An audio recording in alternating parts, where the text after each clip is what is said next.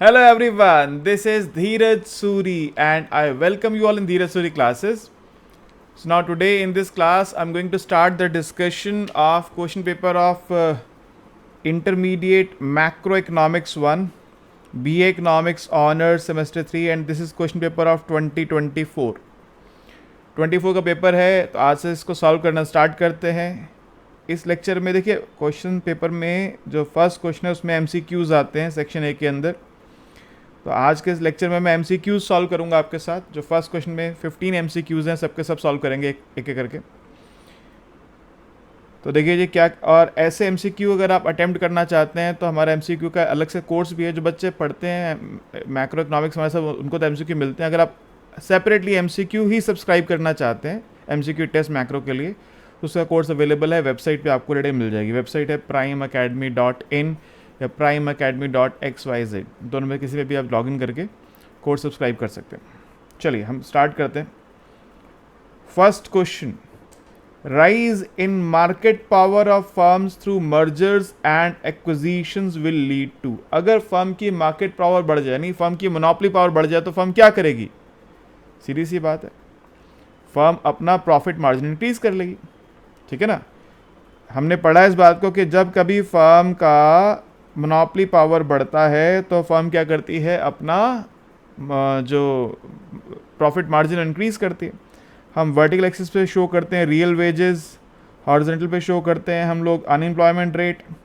ये हमारा veg setting relation है, ये हमारा प्राइस सेटिंग रिलेशन है. PS is equal to 1 by W by P is equal to 1 by 1 plus mu.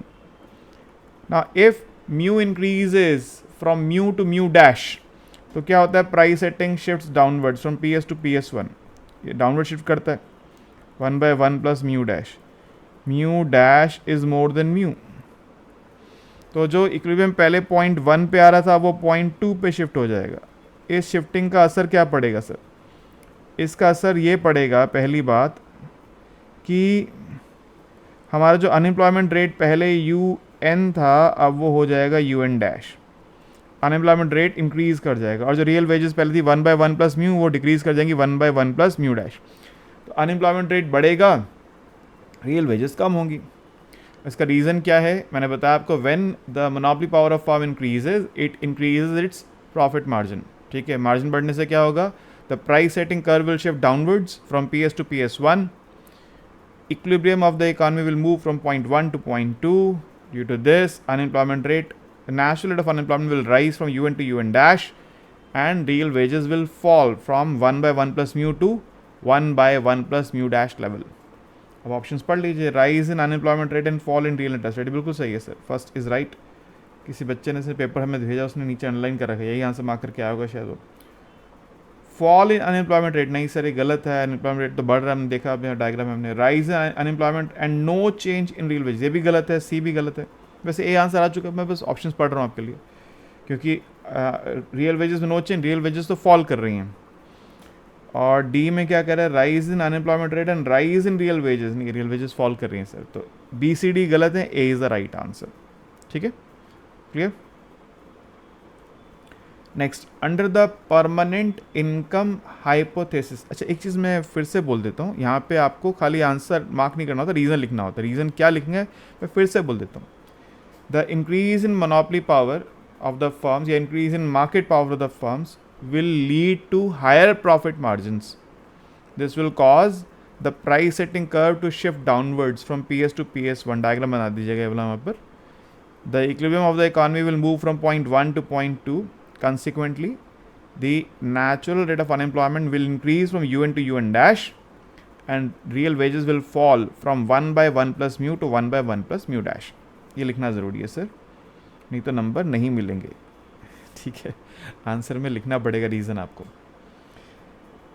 अब वो क्या कह रहे हैं, under the permanent income hypothesis how does the ratio of consumption to income during an economic boom compare to ratio of permanent consumption to permanent income. देखिए इस बात को समझिए. परमानेंट इनकम हाइपोथेसिस ये कहती है कि consumption is a function of permanent income. Consumption जो होता है वो परमानेंट इनकम का फंक्शन होता है, ट्रांजिटरी इनकम का फंक्शन नहीं होता. तो जो टेम्परेरी चेंजेस आते हैं इनकम में उससे कंजम्पशन पे फ़र्क नहीं पड़ता. इनकम तो बढ़ सकती है या घट सकती है आपकी ट्रांजिटरी इनकम, लेकिन ट्रांजिटरी कंजम्पशन का मतलब कुछ नहीं है। Consumption is a function of permanent income. ये हमारा कौन बोलता है? Permanent income hypothesis. अब यहां पर वो कह रहे हैं क्या होगा अगर इकोनॉमिक बूम है। तो ड्यूरिंग इकोनॉमिक बूम क्या होता है? During economic boom income rises but consumption is a function, लिखिए consumption is a function of permanent income, so consumption will not rise. So during boom the C by Y will be less than permanent C by permanent Y, क्योंकि देखो Y तो बढ़ गया, आपका denominator तो बढ़ गया लेकिन न्यूमरेटर बढ़ा नहीं है, तो C by Y की रेशियो क्या होगी? फॉल कर जाएगी।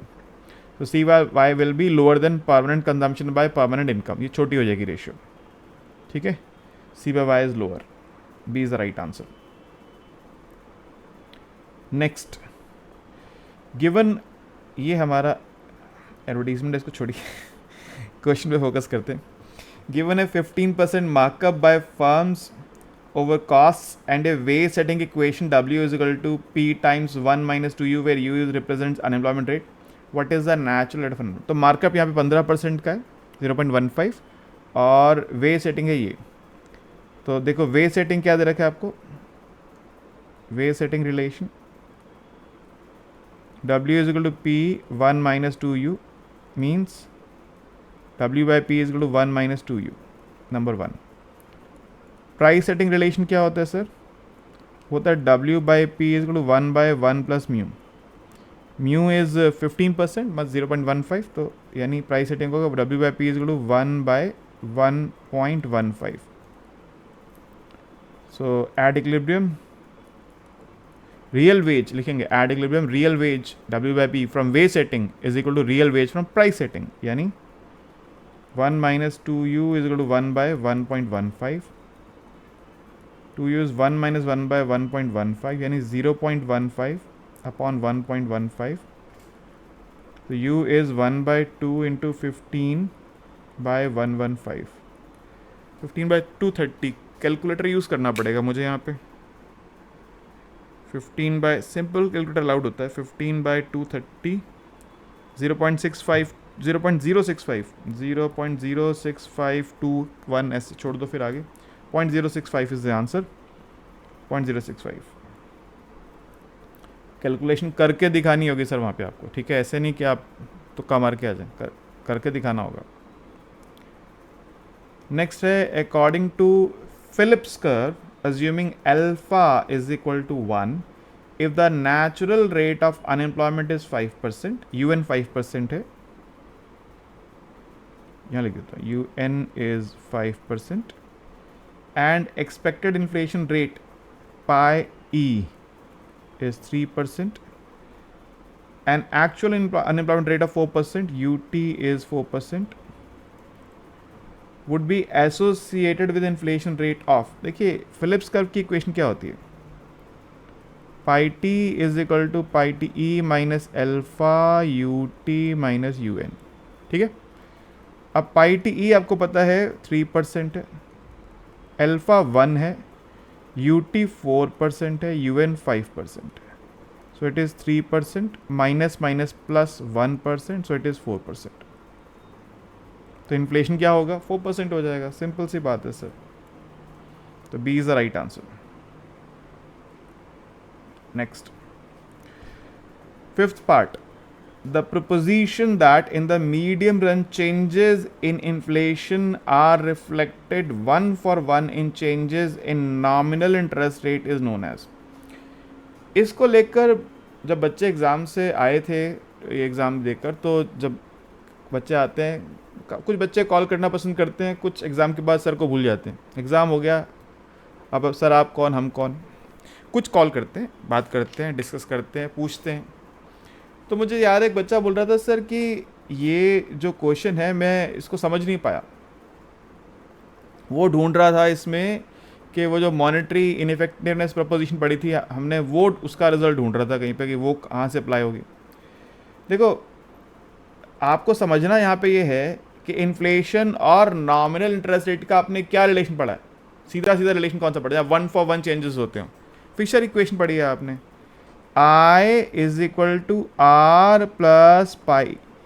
यही आपको देखो एमसीक्यू में यही चेक कर रहा होता है वो, कि आप कितनी जल्दी अपने रिलेशन पे पहुंच सकते हैं जो इसको एसोसिएट कर रहा है, कितनी जल्दी आप पहुंच सकते हैं। रिलेशन तो बहुत सारे पढ़ते हैं जहाँ पे इन्फ्लेशन की बात हो रही होती है, इंटरेस्ट रेट की बात हो रही होती है। हम जानना चाहते हैं एक ऐसा रिलेशन जहाँ पर interest rate, nominal interest rate और इन्फ्लेशन रेट में 1 for 1 रिलेशनशिप हो, यानी लीनियर रिलेशनशिप नज़र आ रहा है जहाँ पर। तो यहाँ पर है i is to r plus pi e, Fisher equation या फिशर इफेक्ट। ठीक है, तो ये जो रिलेशनशिप है इसको क्या बोलते हैं हम लोग? फिशर इफेक्ट बोलते हैं या फिशर इक्वेशन बोलते हैं। तो सी इज़ द आंसर। फ्री के नंबर थे सर, देखो इसमें ये इससे आसान तो कुछ नहीं हो सकता, वो चांस की बात है, किसी को उस समय ध्यान आया किसी को नहीं आया। लेकिन ये क्वेश्चन बनाने वाले ने कोई गलती नहीं की, उसने बड़ा सिंपल सा क्वेश्चन, स्ट्रेट फॉरवर्ड क्वेश्चन पूछा। आपने पढ़ा है नॉमिनल इंटरेस्ट रेट और रियल इंटरेस्ट रेट टॉपिक, ठीक है, तो ध्यान होना चाहिए। नेक्स्ट देखिए जी, in the ADAS model if the investment is more responsive to changes in interest rate then short term impact of expansionary monetary policy is. देखो अगर इन्वेस्टमेंट बहुत रिस्पॉन्सिव है तो क्या होगा? अगर एक्सपेंशनरी मॉनेटरी पॉलिसी है, expansionary monetary policy EMP will cause fall in interest rate, interest rate fall करेगा। अब क्योंकि इन्वेस्टमेंट इज वेरी रिस्पॉन्सिव तो क्या होगा? Large increase in investment. अब इन्वेस्टमेंट जो होता है एग्रीगेट डिमांड का कंपोनेंट है, तो क्या होगा? Large shift in AD, large upward कह लीजिए, शिफ्ट इन AD। तो देखो भाई ये हमारा, क्योंकि शॉर्ट टर्म की बात कर रहा है ना वो, तो एग्रीगेट सप्लाई है, ये एग्रीगेट डिमांड है। अगर लार्ज शिफ्ट आएगा, ना होता ऐसा तो स्मॉल शिफ्ट आता, अभी लार्ज शिफ्ट आ रहा है। AD1 स्मॉल शिफ्ट होता है, AD2 लार्ज शिफ्ट है। लार्ज शिफ्ट क्यों आ रहा है? लार्ज शिफ्ट इसलिए आ रही है क्योंकि इन्वेस्टमेंट इज मोर रिस्पॉन्सिव, तो इन्वेस्टमेंट ज़्यादा बड़ा चेंज आ रहा है तो AD में बड़ा चेंज आएगा। तो अगर स्मॉल शिफ्ट होता तो इंटरेस्ट रेट में छोटा सा चेंज आता। यहाँ पे Y है, सॉरी इंटरेस्ट नहीं, यहाँ पे प्राइस की बात है, यहाँ Y है, यहाँ पे प्राइस है, Y1 है, P1 है, अभी बड़ा चेंज आएगा। ये Y2 है, ये P2 है। अब समझो, अगर इन्वेस्टमेंट कम रिस्पॉन्सिव होती तो एग्रीगेट डिमांड में छोटा चेंज आता। Investment would have been less responsive than there would have been small change in AD। AD would have shift from AD to AD1. Income would have increased from Y to Y1. Price would have increased from P to P1. But since investment is more responsive, so there will be a large shift in aggregate demand from AD to AD2. Output will rise from Y to Y2 and price will rise from P to P2. So there will be greater increase in output and greater increase in price. Short run की बात हो रही है, long run में फिर AS adjust करती है, उसके अकॉर्डिंग जो होगा वो तो लॉन्ग रन की कहानी है। शॉर्ट रन में होगा, आउटपुट में बड़ा चेंज आएगा, प्राइस में बड़ा चेंज आएगा। Greater for price but low for output नहीं जी, greater for output low for price नहीं जी, लोअर प्राइस नहीं जी। D is the right answer. Greater for price and output both, दोनों प्राइस और आउटपुट में बड़ा चेंज यहाँ पर आने वाला है। Okay, according to rational expectations hypothesis, 7th part पढ़ रहा हूँ मैं। If the government announces the policy to reduce inflation, individuals will. देखो रैशनल एक्सपेक्टेशन में क्या होता है, जो इंडिविजुअल्स होते हैं they gather all the available information, जितनी भी इंफॉर्मेशन अवेलेबल है सबको गैदर करते हैं और उसको यूज़ करते हैं। They collect all the available information and use it for making their expectations. ठीक है, अब जो उनको पता चल गया है कि गवर्नमेंट ने कहा है भाई हम तो इन्फ्लेशन कम करेंगे, तो लोग जो है इकोनॉमिक एजेंट्स यहाँ पे क्या मानते हैं, they will immediately consider this thing and adjust their expectations about inflation, कि अब तो इन्फ्लेशन कम होने वाला है। तो ए पार्ट है इग्नोर द अनाउंसमेंट। क्यों भाई, क्यों इग्नोर करेंगे, ये तो गलत है, ये गलत है। वो तो इग्नोर नहीं करते हैं, वो तो हमेशा उसको, रैशनल में तो हम यही मानते हैं कि इन्फॉर्मेशन को वो कलेक्ट करते हैं, उसके अकॉर्डिंग अपनी एक्सपेक्टेशन फॉर्म करते हैं। Adjust their expectations immediately based on new policy, बिल्कुल सही है जी, B is the right answer. Wait until inflation, नहीं वेट क्यों करेंगे, रैशनल का मतलब है कि आज आप इन्फॉर्मेशन आपको मिल गई है, आप उसके अकॉर्डिंग एडजस्ट कर लीजिए। इंक्रीज या spending in anticipation of higher prices, नहीं वो तो मान रहे हैं अब क्या प्राइस कम होने वाले हैं, गवर्नमेंट ने कहा है ना रिड्यूस इन्फ्लेशन है तो प्राइस तो कम होने वाले हैं, बढ़ेंगे थोड़ी, ये भी गलत है। तो B is the right answer. Simple सा क्वेश्चन। क्या लिखेंगे यहाँ पे? Since under rational expectations, agents, economic agents collect all the available information and adjust their expectations according to such information. Now in this situation, since government has announced to reduce the inflation, so economic agents will collect this information and accordingly they will change their expected inflation. They will reduce their expected inflation. और ये काम वो immediately करेंगे, wait नहीं करेंगे किसी बात का। चलिए next 8th question, 8th part. In the Fisher intertemporal model what happens when real interest rate falls? Indifference curve become steeper, budget line become flatter, indifference curve become flatter, budget line become steeper.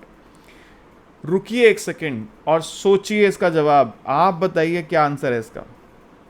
Video चाहे pause कर लीजिए और सोच के बताइए।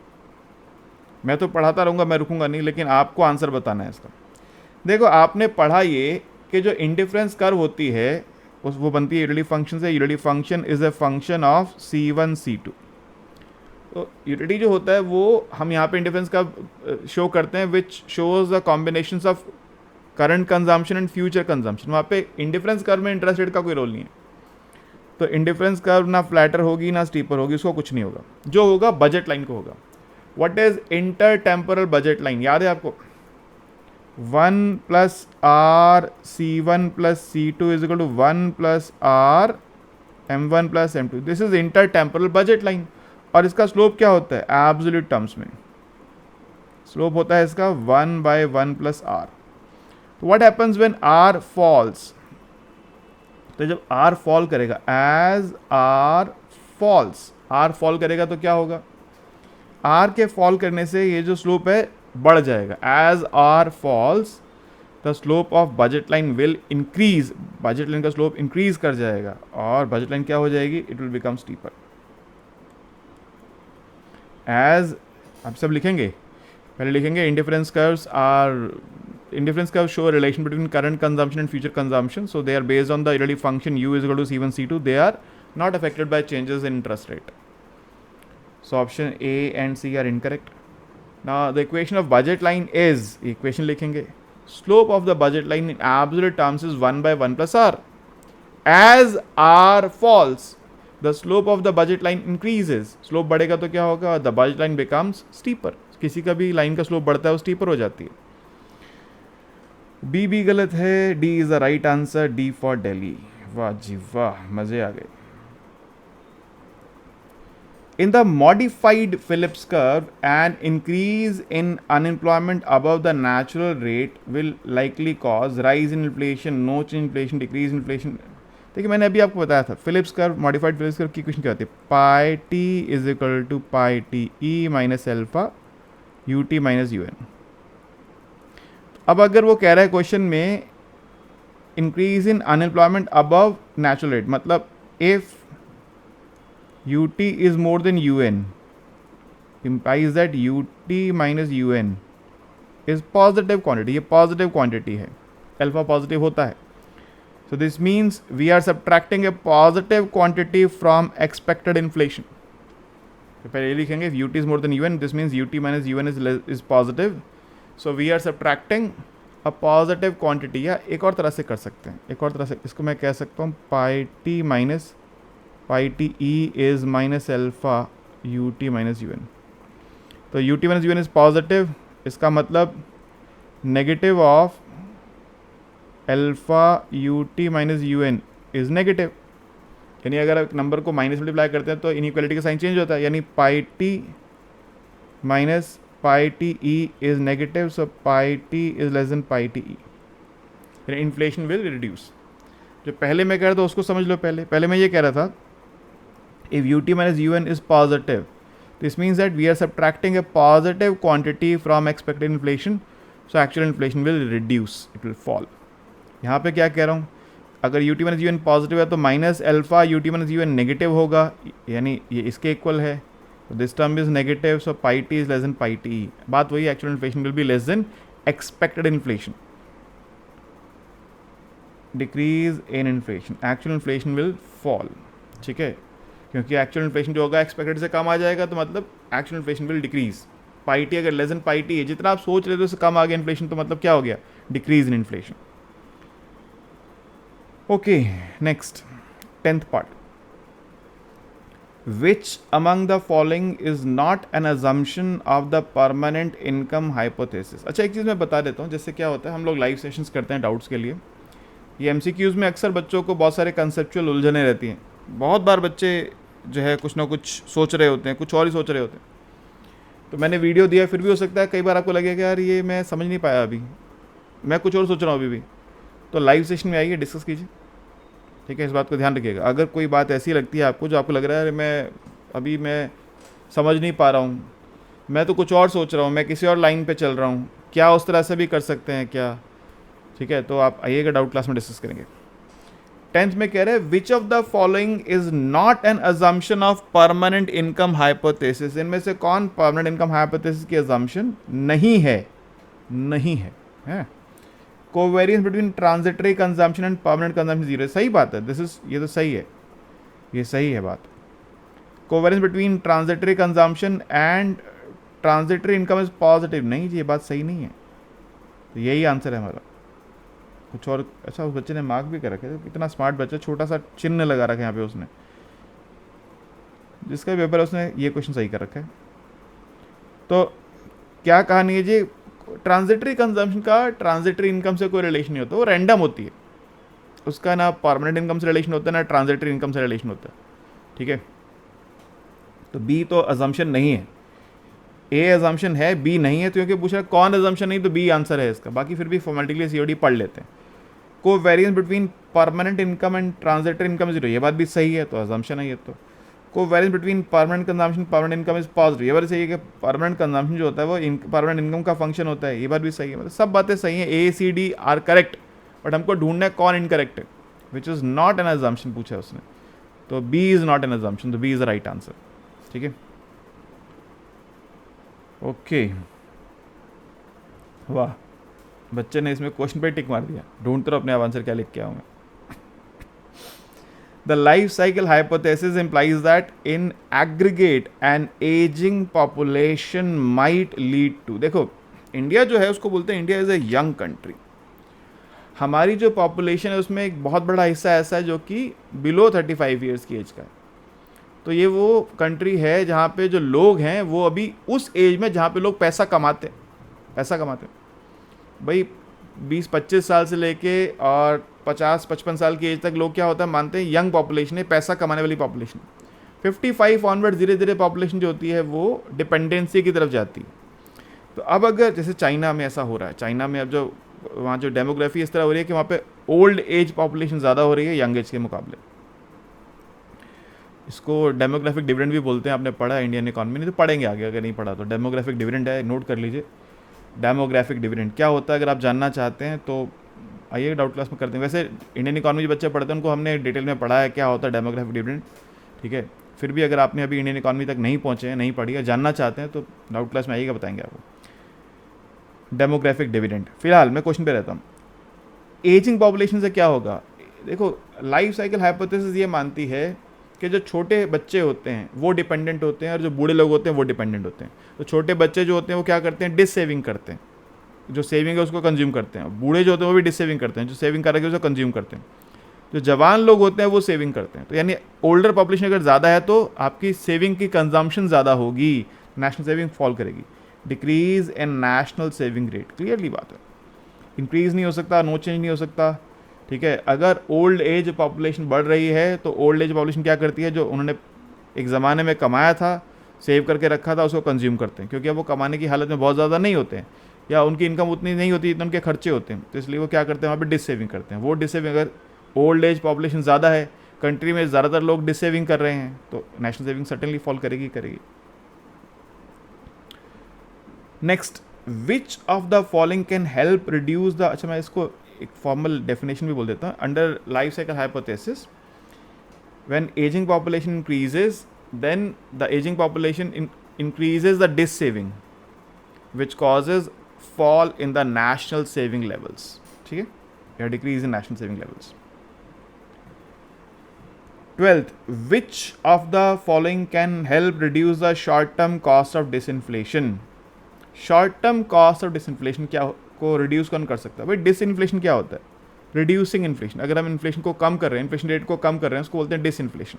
ठीक है, पिछली बार इन्फ्लेशन 4% था, आपकी बारी 3% है, तो क्या किया? डिसइन्फ्लेशन हुआ। अब यहाँ पे कौन है जो शॉर्ट टर्म कॉस्ट को कम करता है डिसइन्फ्लेशन की? First is flexible wage and price setting mechanism. ये बिल्कुल सही है, इस बच्चे ने भी यहाँ पे मार्क कर रखा है।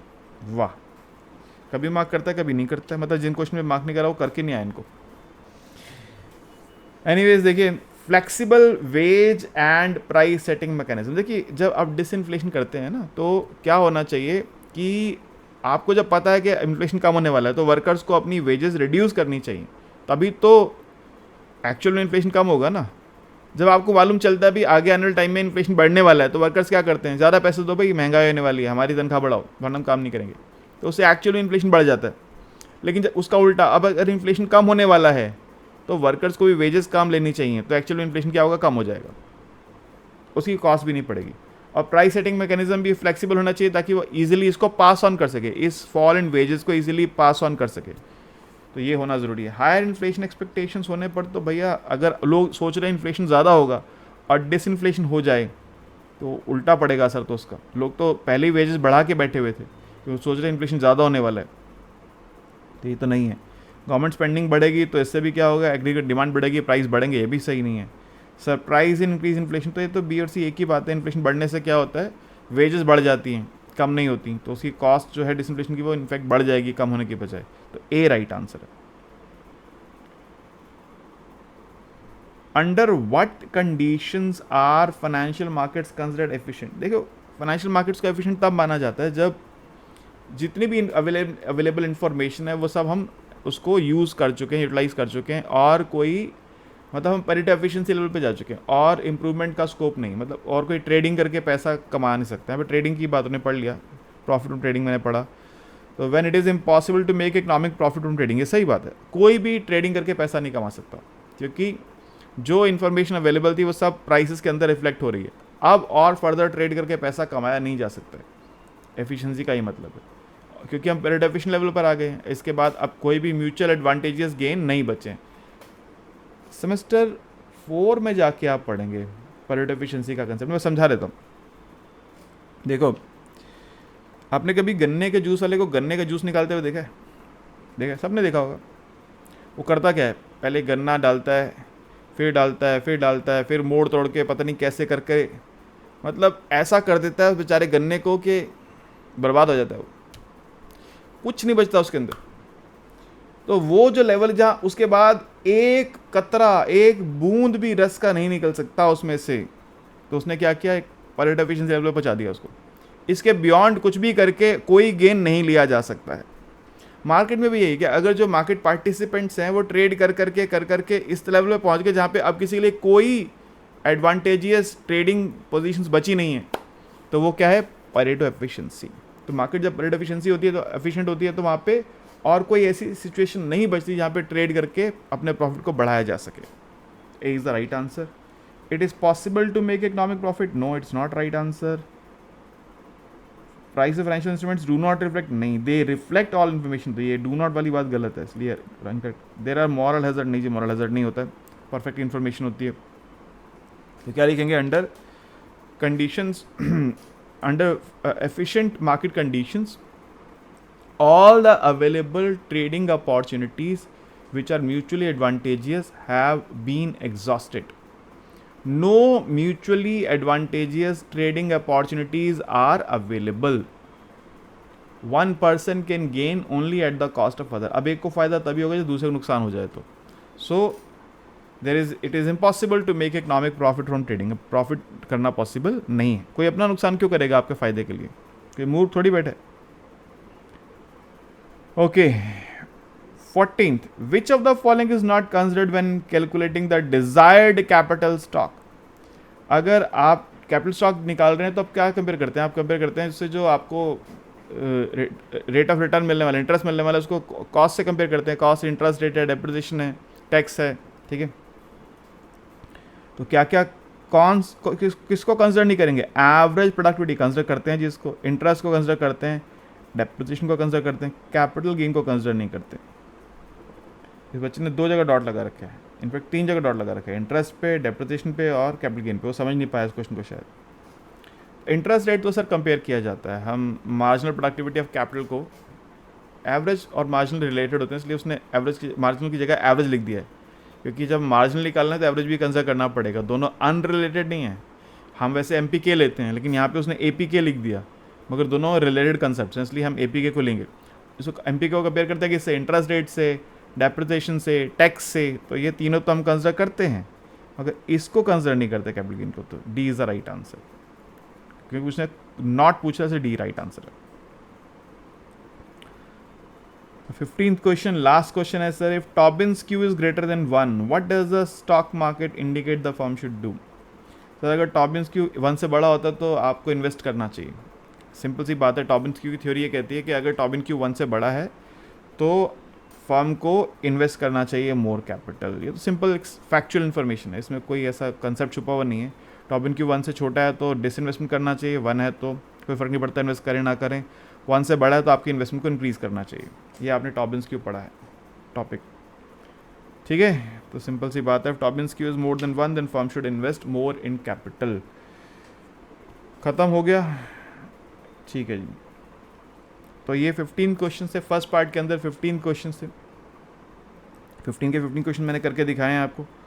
होपफुली आप लोग समझ गए हैं। कोई क्वेरी ऐसी है, कोई बात ऐसी है जो आपको समझ में नहीं आई, मैंने पहले ही बोला था, फिर से बोल रहा हूँ, डाउट क्लास में आइएगा, डिस्कस करेंगे। Right, okay, thank you, goodbye, take care.